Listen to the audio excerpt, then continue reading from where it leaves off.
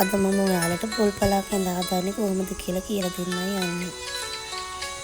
මුලින්ම අපි හාල් ටික සෝදාගමු.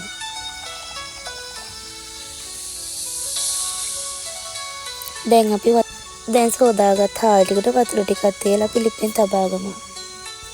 දැන් අපි පොල් පළා ටික හොඳින් සෝදාගමු.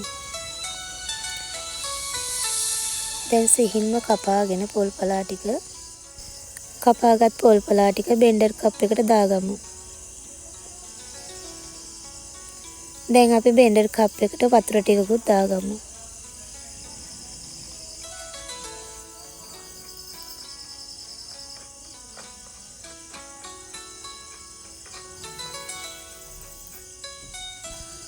ගාගත් පොල් ටික බෙන්ඩර් කප් එකට දාගමු. දැන් අපි බෙන්ඩර් කරගත් පොල් පළා ටික පෙරාගමු. අපි දැන් ලිපේ තියාගත්තු රතු කැකුළු බත් එකට පෙරාගත් පොල් පළා ටික දාගමු. දැන් අපි ටික වෙලාවක් හැඳිගාගමු.